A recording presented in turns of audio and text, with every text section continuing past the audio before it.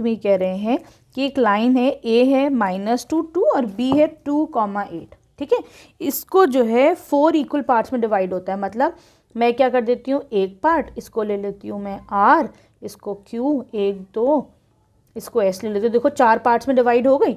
अब देखो बच्चों, क्यू क्या है, इस पूरे का सेंटर, आर क्या है, इसका सेंटर, और एस क्या है, इन दोनों का सेंटर, क्यू और बी का, है कि नहीं।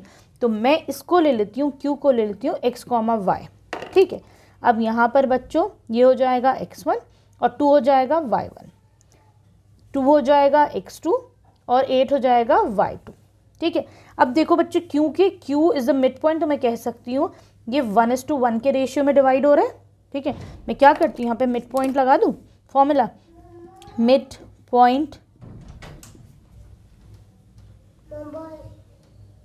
पॉइंट फॉर्मूला लगाओ बच्चों ज़रा सा। तो ये हो जाएगा आपके पास x, y कोऑर्डिनेट्स क्या हो जाएंगे, x1 + x2/2 और ये कितना हो जाएगा, y1 + y2/2, ठीक है। x1 हो जाएगा -2, x2 हो जाएगा 2 डिवाइडेड बाय 2, ठीक है।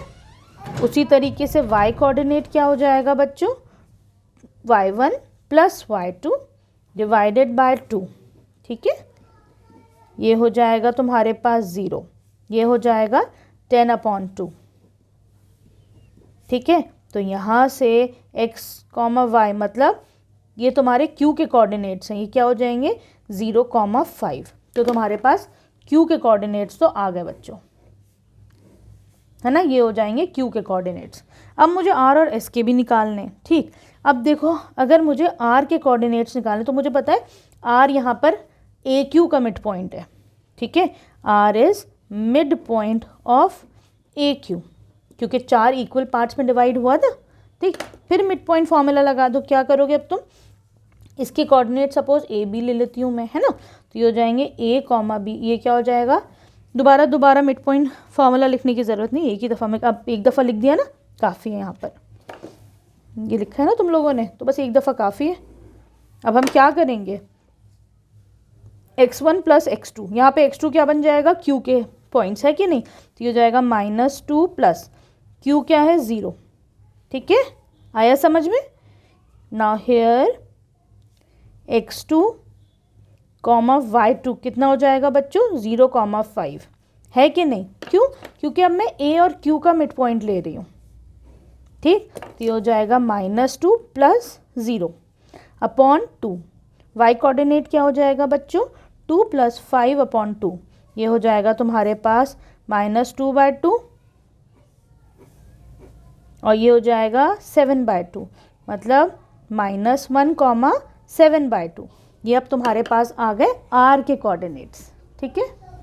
देखो बच्चों, अब तुम्हें s के कोऑर्डिनेट्स निकालना, तो हमें पता है s is the mid point of QB, है ना, s is the mid point of QB, ठीक है। तो यहाँ पर बच्चों तुम्हें s के मिड पॉइंट चाहिए, यहाँ पर मैं क्या करूँगी, x1, y1 कितना हो जाएगा बच्चों, q के पॉइंट्स, है कि नहीं। q के कोऑर्डिनेट्स है 0,5 और x2, y2 क्या हो जाएगा बच्चों, b के पॉइंट्स, मतलब 2,8। अब तो तुम्हारे s के कोऑर्डिनेट्स निकल जाएंगे। तो s के कोऑर्डिनेट्स को मान लो तुम अब r, s मान लो ऐसे करके।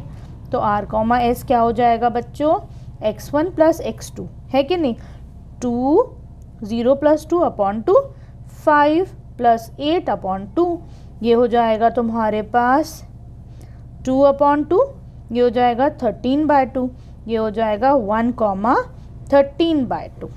तो आगे तुम्हारे पास Q के, R के और S के कोऑर्डिनेट्स, ठीक है। आसान था ये वाला क्वेश्चन। अब आ जाओ तुम क्वेश्चन नंबर 10 पर।